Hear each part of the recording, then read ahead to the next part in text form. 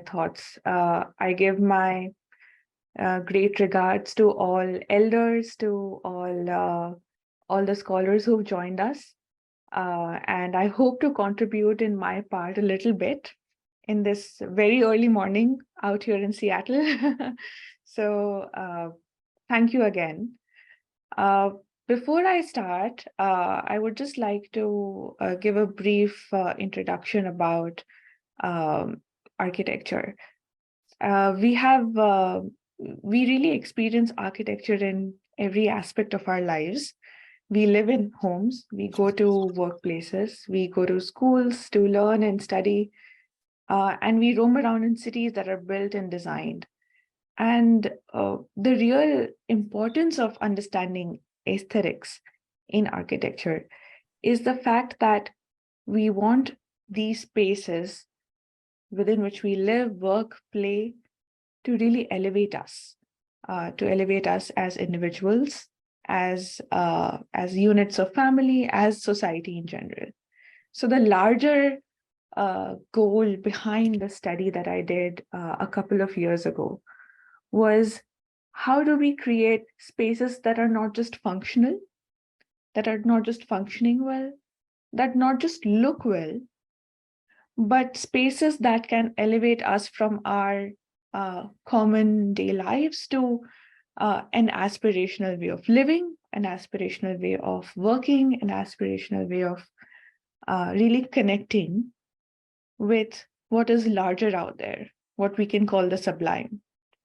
So I hope this gives a good context to the study, which the study was done in the ages of my time as a student at SEPT University. So I thank my teachers and my guide to really shepherd me into this area, and also a lot of help from my own family, which is deeply embedded in this pursuit of aesthetics and theories in the Indian knowledge system. I'll also request anyone to please unmute themselves, ask any questions at any point of time during the presentation. I really hope this is more informal than me just speaking. So please feel free to talk as I go along. I am going to share my screen. Give me one moment. So I was hoping to talk about the art of architecture today and frame it around three major questions. What is aesthetics? What is the aesthetic experience in art? And what is temporal rhythm? The second is, if architecture is an art, then what is the aesthetic experience of architecture? And the third, how does it manifest itself in Indian temples? And how do Indian temples and its architecture evoke the sublime? So just before I start on this, the first question, I'd like to step back and ask you all to imagine your first few experiences of going to a temple in wherever you're living in. So I will recall mine, and if it resonates with you, please recall that experience with your experience as well. So I remember going almost yearly to Somnath Temple in Gujarat, and earlier when I would visit, there would be dusty roads going from fields to dusty roads with a little bit of a settlement around.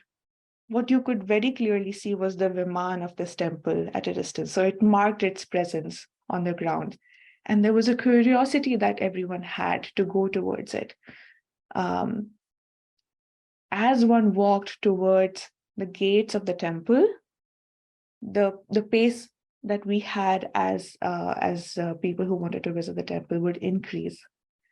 And then as you visited the gate of the temple, you climbed a few steps, and then you had to pause. You admired the beauty of that, of the sculptures on the gate, of the chiseled stone that you could see would have carved every piece of the stone outside and created this beautiful form. And automatically your body has slowed down. You have taken a pause. And then as soon as you enter this gate, you've seen this beautiful temple in front of you, this majestic structure that looks like a mountain in the middle or at the end of an ocean. And as you admire the Indian Ocean on the left and the temple right in front of you, you take a few more steps, notice that you have slowed down. And as you enter the actual temple itself, there are a few steps that lead you up to it. As you're entering the temple and the temple hall, the sound, the acoustics of the interior hall is such that everything is heightened. Your sense, your awareness of your sound that you're making as you're walking is heightened. As you talk to each other, that sound is heightened. And so automatically you hush down. You have become or come into a space that is increasing those senses. So your awareness of yourself has increased. From the hustle bustle that you left behind, now you are more acutely aware of yourself, your surroundings, and the space that you're in. As you walk a few steps further, you look at this beautiful gopura from the inside and admire again the beauty of the stone structure there. But how interesting is that when you were outside, you admired the sculptures, but when you're inside, your sight, the sound, everything is now drawing you towards the Garbhagriha. And you see this beautiful Garbhagriha, the idol inside it, within that interior chamber of the Garbhagriha. And then the only thing that you know to do is to walk towards the Garbhagriha, further in silence, and just pay your obeisance there. As you pay your obeisance and come out, the experience translates in reverse. So from this quiet chamber, now you're going to a more noisier area, to a more noisier area, to outside, where there is the noise of the sea, of people, of birds. And so now you've come from the outside life, the outer experience of the world. You went to the inner experience of the world, of the temple. You had that connection with the sublime, or with the spiritual experience that you had in the Garbhagriha, and then were able to come outside again.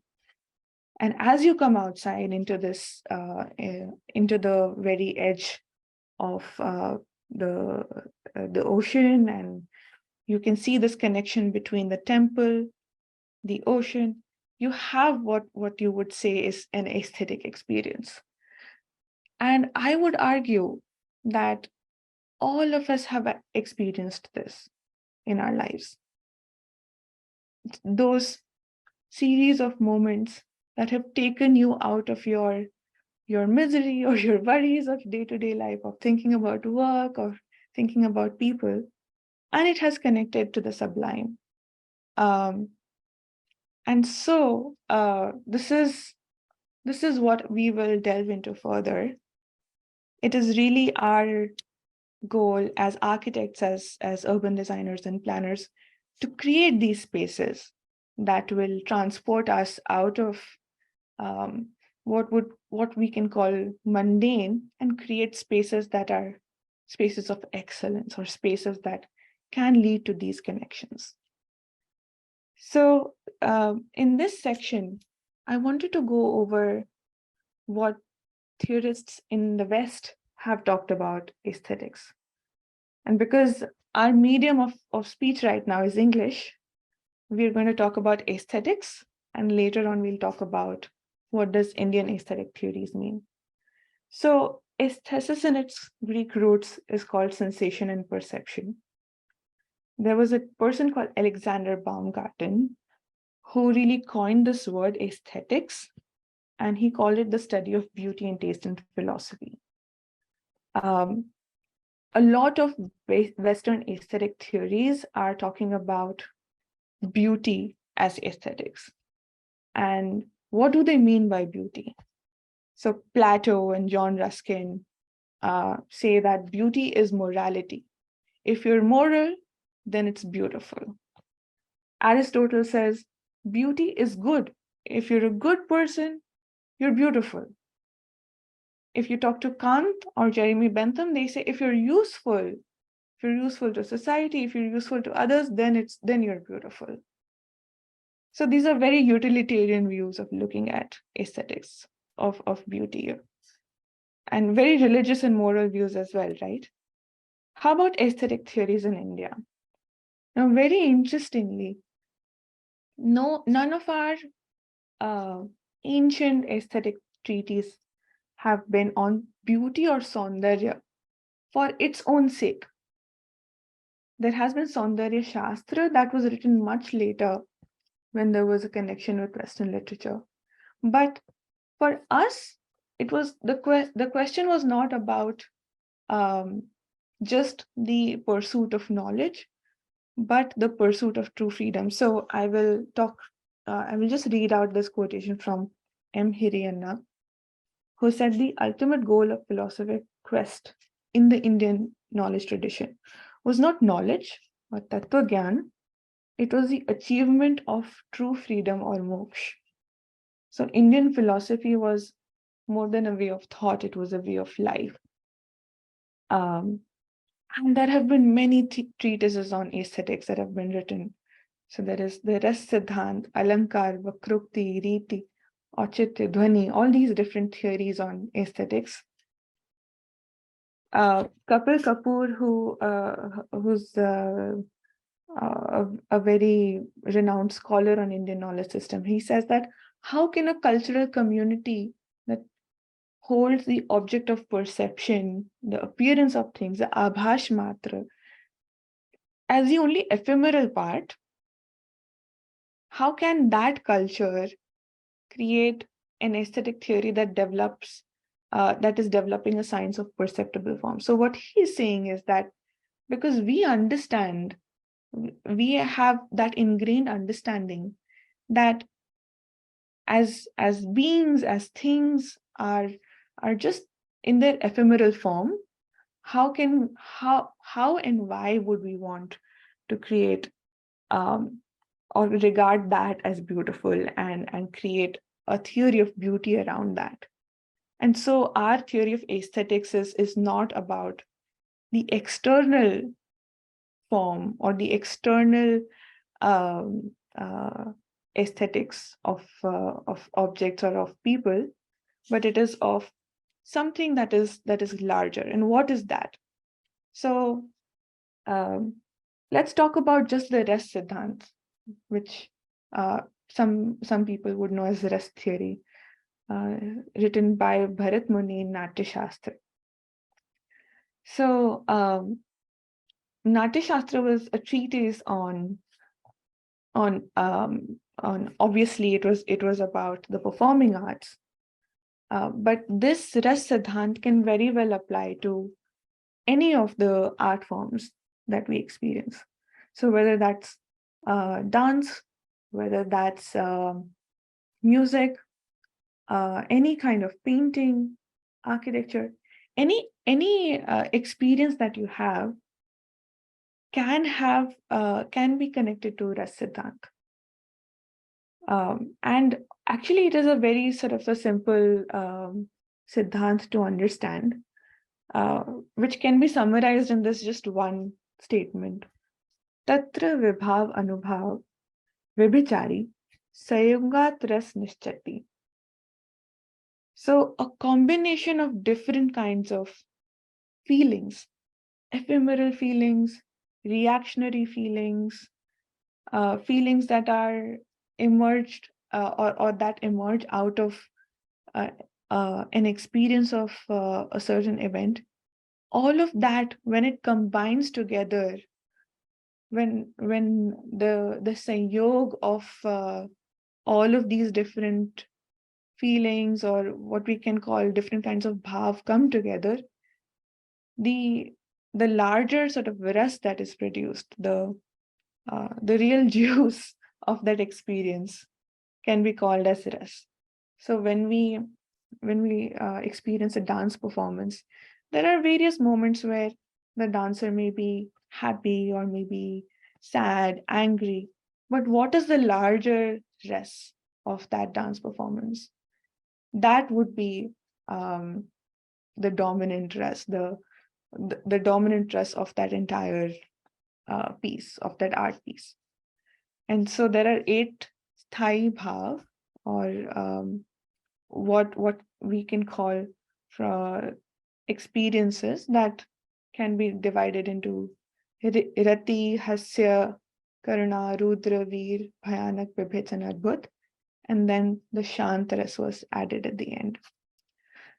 So what is the really unique part about ras theory is that even though it is talking about what is the dominant aspect of this presentation, any kind of art, the final goal of that art form is really still Anand, that one is still able to relish and have that feeling of bliss and sublimity when one is transported into those different ras and bhav and the fleeting feelings that one has. And the different parts of the experience that can be combined into the greater feeling will lead to that form of Anand. So Sri Aurobindo also writes about this in the Future Poetry and Letters on Poetry. And even though this is speaking to poetry, it is applicable to all art forms. So he says that aesthetics is concerned with beauty, but more generally to ras, the state of mind, the vital feeling and the sense to a certain taste in things. And I don't need to talk about the vital with this group. I'm sure that your experience and your understanding of the vital is better than mine own, but it is this what art and an aesthetic experience can do is to really hone in the vital that one has. And when one does that, one is able to increase further our own sort of control over our own senses, and also lead us with the other aspects of being to the supramental that Sri Aurobindo talks to. So Aurobindo also talks about universal Anand.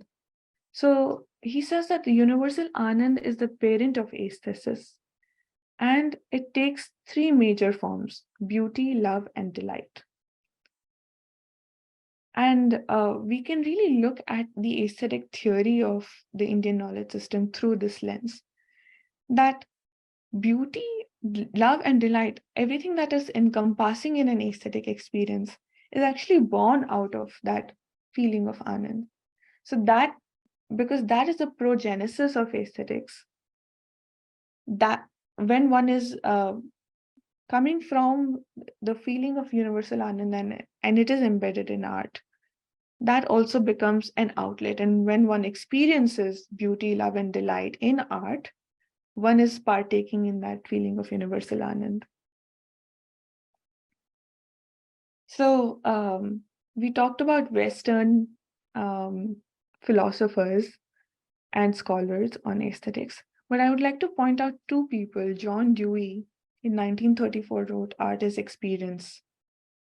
And I think he is one of the only philosophers, interestingly also had a connection with Vivekanand when he traveled to the US, that he's one of the only philosophers who speaks to aesthetic experience and art as Indians would. So he says that the distinguishing feature of aesthetic experience is that there is no distinction of self and object, because it is aesthetic in the degree in which the organism and environment cooperate to institute an experience in which the two are so fully integrated that each disappears. So what is interesting about this is that it comes back to what we were talking about earlier, when we were going through the temple, when we had talked about visiting that Garbhagriha and had that entire connection to the temple, to the outside environment, we had become one with that environment. And that created an experience in which was greater than just us as an organism or the environment as it is.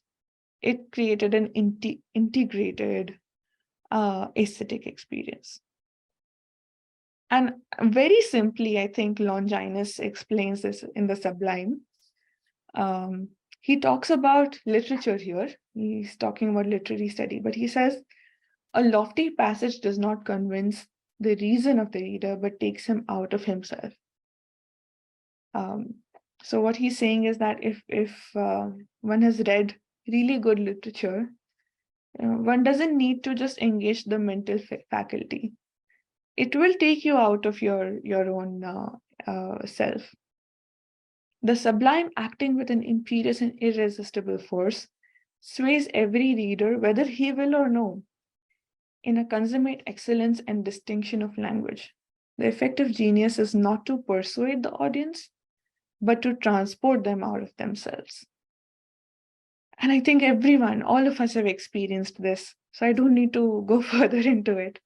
But we have watched perhaps movies or had any encounter with art that has taken us out of our own, what Longinus says, transported us out of ourselves, and had a really integral, connected, consummate relationship with the art itself that we are seeing, observing, or we are a part of.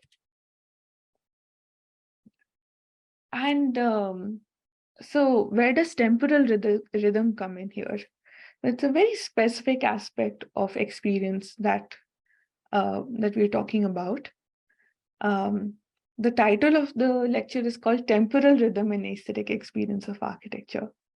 So here we talk about temporal rhythm. And again, I would like to go back to literature. So when great writers write, there is no way for us to not experience the realities that they create. So Joseph B. Priestley is an English playwright who talked about Charles Dickens and Dostoevsky. And he is interestingly saying that they are such masterful writers that they can give their time impatient jerks, suddenly slow it up. By being so masterful with their times, they play on our nerves, compel us to feel excitement, often strange forebodings. They are impatient, ruthless masters of time, imposing upon us unfamiliar temporal rhythms. As we surrender to them, it is as if we had a heightened temperature. How interesting, because if we have read books, we know that we might have spent an hour in real time and probably like years in the time span of what the book is writing about. And there is that experience does also play upon our own self. Our own sensory organs react to that experience. So time is also a very important aspect of experience. Even in something that is as static as a book, one can have an experience of time. There is a sense of rhythm that is created, which is the sense of movement in time in art. So again, this is shared across all art forms. And in architecture, we will see it later through some of the examples that I will share. There is that sense of rhythm that is also created in architecture, obviously as one is moving through spaces, but as one stops, as one moves quickly, a lot of that happens without us understanding how the environment is dictating us to do so. So we may think that we are moving normally in the same pace, but a lot of the times it's the environment, it's the architecture that is allowing us to do that. And so very briefly, I'm not going to go into the details of the experience of time or the theories of time that I have, but just two main things that the experience of time can be described as. That time can be classified, or the experience of time can be classified into the perception of succession. So past, present, future, and the perception of duration, which is the sense of how long has it been in this present time. Now, why is this important? Because a lot of the times, artists, sculptors, architects are playing with this perception of succession and duration. They are setting up a sense of expectation, right? So as one goes through our experience of past, one has one is setting up an expectation of the future, and in that play of what is going to come and what has already happened and experiencing the present, there is a sense of how one is moving through time and what is your experience as you move through time. So we will see this in some of the experiences that I'm going to share right now. I'm going to stop here for just 2 minutes and find out if anyone has any questions on this a little dense part of the presentation. I think you continue. Sorry, Beluji, please. No, not a question, but more as a comment. I think what you were describing, Ranu, I mean, it's so fascinating. What you were describing about, visiting Somnath temple or any temple. I mean, that's true that many of us can connect with that because we've had that experience. But I was also thinking about walking through an architectural or a beautifully designed space, which need not have any spiritual or religious thing at its basis, and yet one can have that experience. But unfortunately, we are also living in times where there is so much of utilitarianism that has gone into architecture. I mean, it has become less of an art and more of a utilitarian, the functional aspect. So, I mean, I was just thinking, how do you deal with that conflict? I mean, that everything has to be evaluated from a utilitarian perspective, and also the fact that, the means are limited. Not everybody can afford the services of an architect to design their living spaces in a way that can help them connect with the sublime. And yet, it's so important if that elevation part has to come in, which is what you started off with, which is the whole point of art. So, I mean, these were just some thoughts that were going on as I was listening to you. So you don't have to address them now. If you are building it up to that will be great. Yeah. But I just wanted to bring that point here. So. Yeah, no, Veluji, I think you're exactly right. I think what is different about architecture is that it's a mediated art. It is juggling between economy on a very real basis and the needs of people.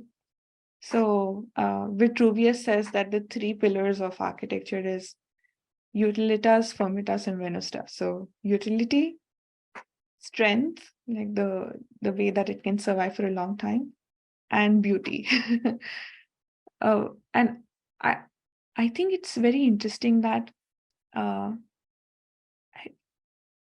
exactly, you're right, that it doesn't need to be grandeur in architecture. It doesn't need to have the same beauty that ancient architecture possessed in its scale, in its in the beautiful way in which the sculptures were designed, but in the creation of spaces that can lead to an aesthetic experience. And what I mean by that is that even a traditional bhungo Bhuj, Kutch, the circular mud structures, which Absolutely. are so beautiful. They are very humble in their material. They're very humble in their scale, and built by people, not even architects. But in the way that they are designed, they are functional. They keep everyone cold or at a good temperature in the summer. They are off the land. They have spaces within them that people can enjoy. And I think everyone who's experienced those traditional structures have had a really good experience. It does elevate you out of out of the external environment. So um, I think the aim for everyone, architects, I think are at great, can be sort of blamed for the bad design out there. But for everyone can be to create those spaces that can elevate one through the materials that one has, through the ability that one has. But one is able to do it, and through a careful thinking of how we can do it, through creation of spaces that can create that aesthetic experience. And perhaps in the example that I will show, there will be there will be some of that. But that's a great question. That's a great comment. Yeah, thank you. Thank you. So I am going to take us through a walking tour of one of the tombs in India, not a temple, but as an antithesis to a temple. It's a different typology. It's a different piece of architecture. But I think what this will show is that aesthetic experience is something that a lot of different, or almost all different art forms can have. And in architecture, it's the experience of the body moving through space and time that lends to it. So as one goes through or just starts to enter a Humayun's tomb in Delhi, you have the first experience of a gated entrance. And as soon as you enter, you are in a temple, in this sort of vicinity of a garden. And interestingly, you're walking in a straight line, but around you, there are gardens that are sort of increasing in their scale. So the first gate you have passed, there is a garden. And then as you draw closer to the next opening in a wall, there is another gateway in front of you and a bigger garden. And as you walk further, there is this third gate that you've entered. And now you're really within this space, which is taller than you, and you're enclosed within this space. If you walk loudly, you can hear that reverberate within this gateway. And as you come out, you've had another experience of a larger garden. And lo and behold, you're at this point where there is an even bigger gate that you're going towards. And this gate, beyond this gate, you can see a glimpse of a building, which is again in front of you. And now you see this entire building with the garden, the charbagh. There is a water stream that's in front of you, so you can't really walk in a straight line. You need to go around this the system of water canals. So as you're walking along, there are fountains in the middle, and you really require to you can't walk straight through the fountain, so you're actually walking around it. As you walk around, you're losing sight of the tomb, and you're actually looking at the garden now. You're looking at the fountain, you're looking at the birds that are flying. As you've walked along the fountain and you've come close to the actual building, and the building itself has disappeared at this point of time. As you're climbing up the steps, another gateway, believe it or not, and then up into this upper podium of the tomb. And one is rotating oneself around this around this tomb, and then coming inside this tomb area, where again, a masterful play of light and dark, sound and shadow. And in that interior experience that one has, as one experiences the tomb and this really interior dark space, it's very different from the temple experience that I spoke about earlier. But this entire experience of going through the various points of the gates and the gardens, and then the larger gardens, can be classified as an aesthetic experience. And even when you're going within this tomb, this is the plan of the actual tomb, you can go inside and then really have an experience around the central tombs themselves. One is able to also have an aesthetic experience.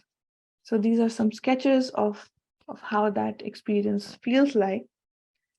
And that if you are able to create some notations of it, really understand how you moved through these spaces, how you paused through these spaces, how you moved at different levels through the space, and how your body was orienting itself as it moved across these different spaces. One understands what temporal rhythm is. So as I'll just go back really quickly, there was a rhythm that was being set up by the architects who designed this, of a gate and then freeing up from that enclosed space into a garden. And that rhythm kept increasing. It's like in music when, or in a rag, where the music starts out slow, but there is a crescendo that is reached. And that crescendo leads to a certain kind of climax. And this was this moment that is set up in Humayun's tomb. So this sort of pace of expectation that you are going to enter this gate and then a garden, another bigger gate and a garden, reaches its pinnacle at this point of time. And that's like a masterful sort of crafting of the story of Humayun's tomb right here. And it doesn't need to, we don't need to really sort of attach the experience of our own personal religious beliefs here. But as an experience of space through time, this is what would classify as an aesthetic experience.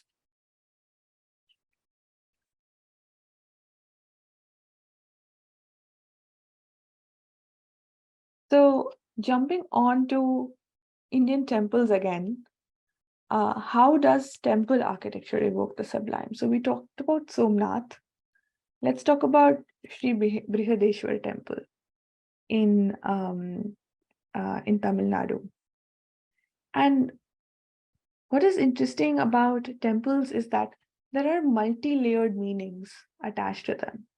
So not just the fact that temples are places of worship for a lot of us who visit them, but in the way that they have been constructed.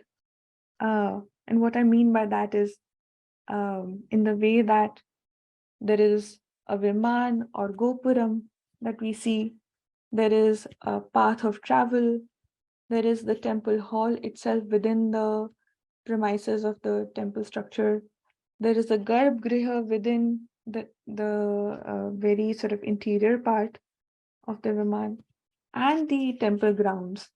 All of these are constructed in ways that are sort of talking about layers of consciousness.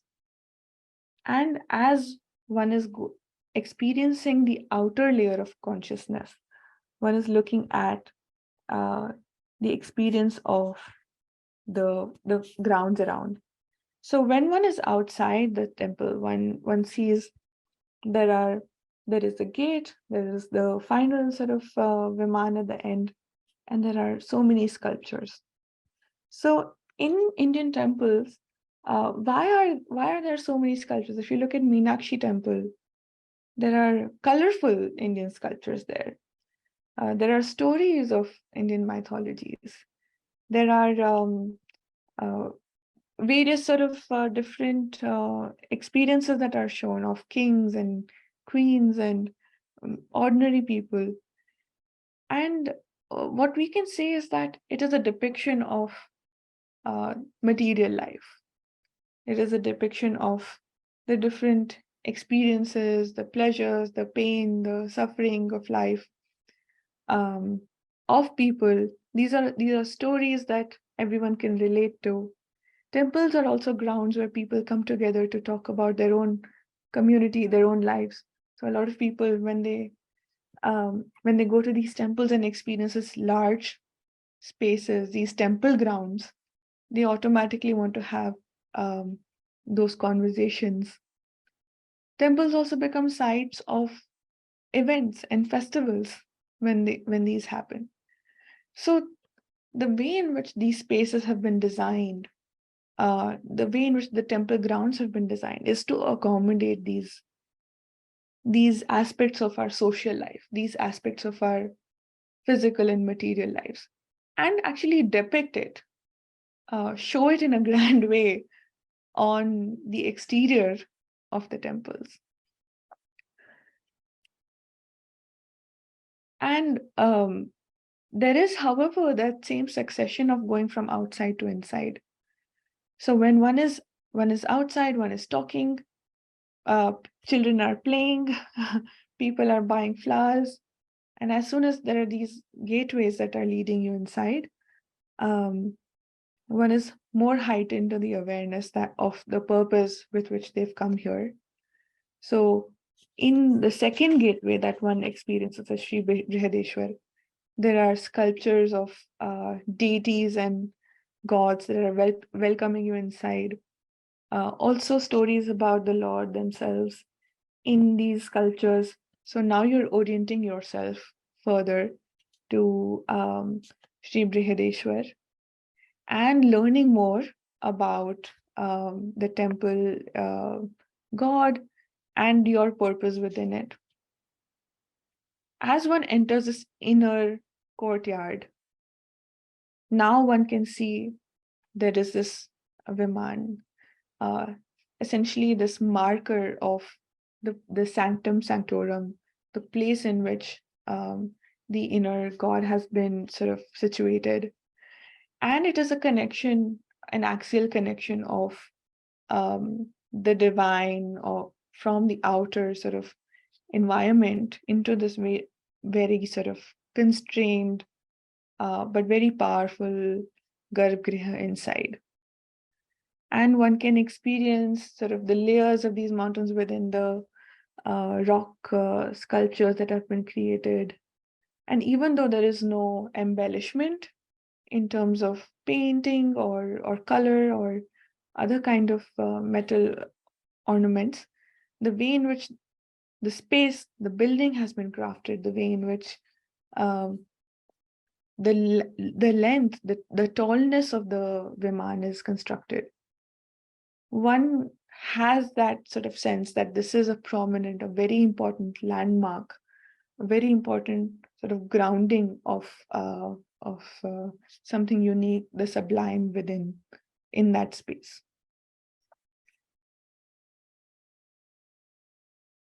And what one usually does is that one sort of does a movement around the temple.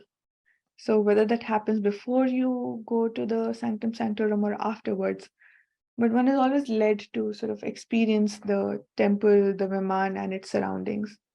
So when one does that, there is a further experience of this external outer world. You can see within the shadows that fall on the stone and the sculptures that there are the various gods that are being shown here. There are also the connection to the temple garden, You can see the experience that is being set up as you were entering in. So there was the Vaman and the various gates and the linear connection right there. You can see the various apsaras or sculptures that are showing the different sort of art forms. You can see the different scriptures that are being written on the stone itself. And then as one goes inside this temple in the Sanctum Sanctorum, towards the Sanctum Sanctorum, the light is reduced. People are quieter. As you walk, there is a heightened awareness of your environment. And as one is basically very close to the Sanctum Sanctorum, you can't see anything inside. It's completely dark. And that's the play of light and shadow. That you're still in that level of consciousness where you're still one step away and you need to step in further and have that experience with have that experience with the sublime, with your own sort of inner self. So temples in Indian architecture is about the journey from outside to inside, environmentally and physically, but also of the external outer worlds that we live in and are part of, to our internal consciousness and our internal worlds that we participate in. So it's from the hustle and bustle and from all the various sculptures outside. The inner temple is more quieter, more it's focused on the Lord and our experience of it. And whether that's Sri Brihadeshwar, Somnath temple, or any other temple that even we have been to, but we have the same sort of repetition of experience, the same temporal rhythm of experience, of going from outside to inside, of experiencing the outer to inner, of having that same sort of collective experience that we will have. So, and then paying our obeisance and going out. So these are, again, some temporal notations to really understand how we can document this aesthetic experience. I know this was a long talk, but I'm really happy to share the study with you, and happy to answer any questions that people may have. Thank you. It was really good how temporal rhythm brings, creates one experience. I think I see some chats in chat box. If I don't know whether you can read, otherwise I'll read. I can. Yeah. Sorry, you can read. I can read them. Right. So read it loudly and let's see. Sure. What is Ark Samantha ji has said perception of time and space both coexist in fourth dimensional, higher dimensional consciousness. Actually, time does not exist physically, but it is generated from our consciousness and measure of flow of reality. Samantha, I really appreciate your comment here. And I did not go further into the theories of time that are there in Indian philosophy.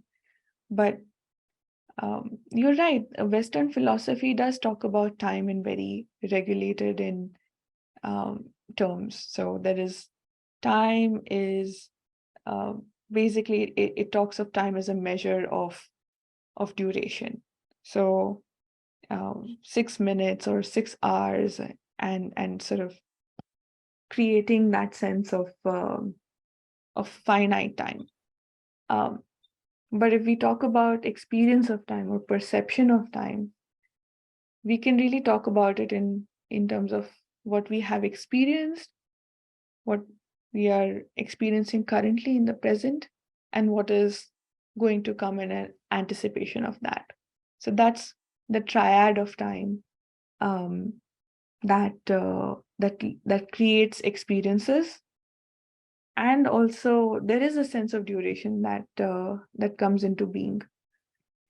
So I very much agree with your statement that time does not exist physically, but from our own consciousness and measure a flow of reality. And for some people who have that sense of limited duration, or people who have a limited understanding of time, it can lead to a sort of a very scientific way of understanding experiences. But when one talks about aesthetic experience, one needs to talk about temporal rhythm. So that's a great comment. If you'd like to please elaborate further, then please unmute yourself, and I'd be happy to talk further.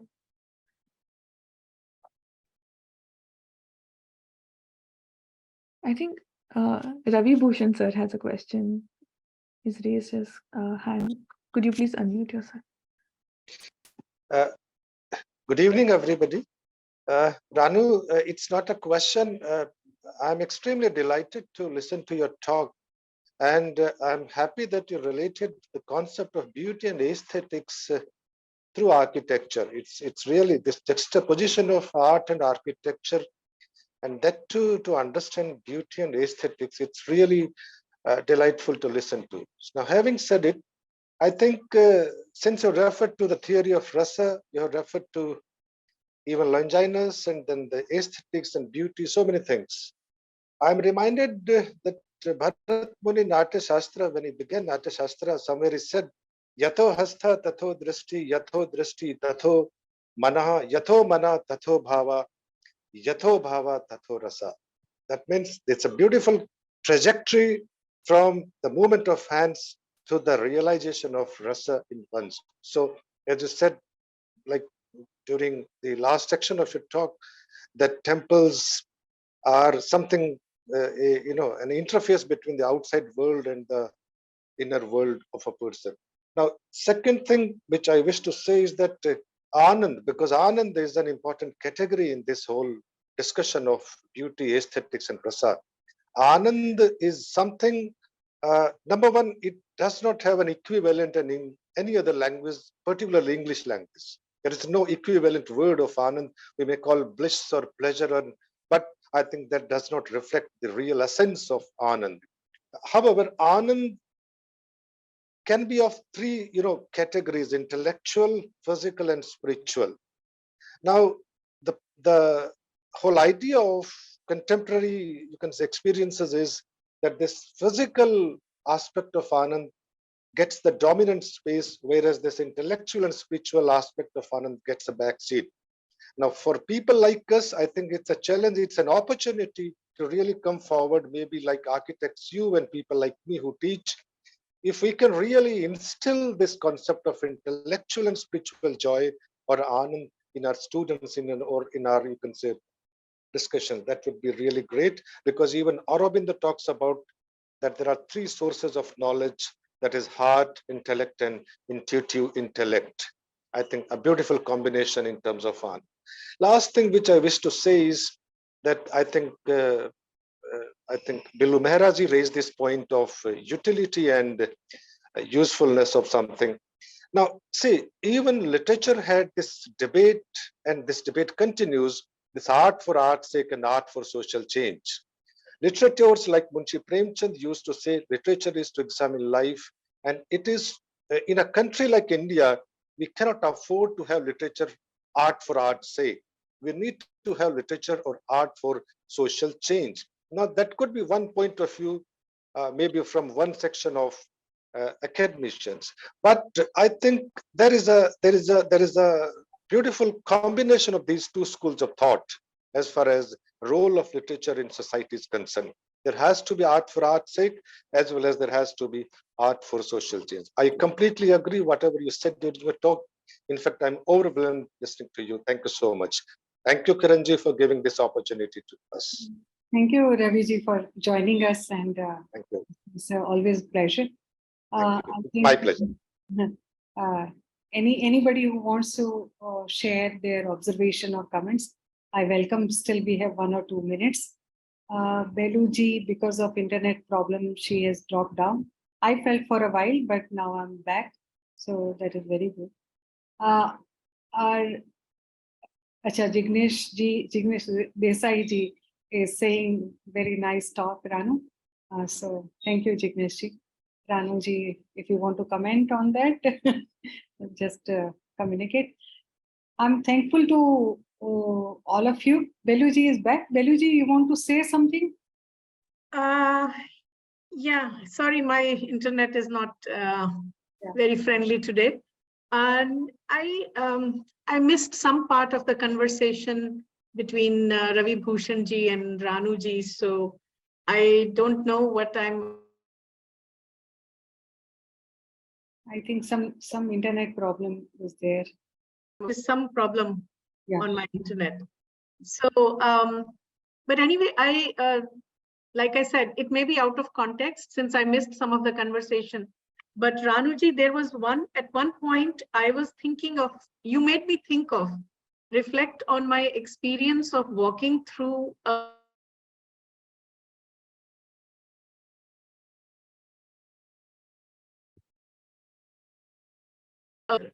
and as you were describing the walk through the Humayun's tomb, actually my mind was going to the Kala Kshetra because I have always felt generally museums, particularly in India, are designed in a very functional way, and the beauty part is missing, or the experiential part gets missing. Right.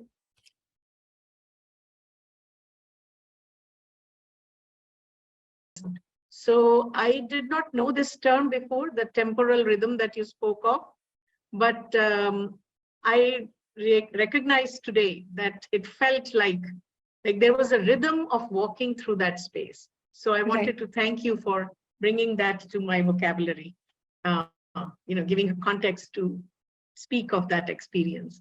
So. No, I want to thank everyone for their really kind words and also for giving me a space to share my experiences as an architect. And Ravi Bhushan ji, I really sort of empathize with what you said, because I think as architects, one is constantly struggling also to sort of balance art for art's sake and art for as a utilitarian function that is serving society. And our goal is really, like you said, to integrate them, and that is sort of the higher purpose for designers to be, I think. So thank you for giving the same context, and hopefully we all can have these experiences more in life and be able to share these collective experiences. So thank you. Thank you, Ranu, and thank you all participants. Last line I would share from Sri Aurobindo. True art depends on life. It is not just so I'm thankful that you came over here, spent time, and brought some new perspective here also. I'm thankful to all the participants who are participating, and thanks to today there are many new people have joined. Please accept my gratitude that you spare your time and came back. Thank you all of you. We'll meet again on next Wednesday with next follow. Thank you so much.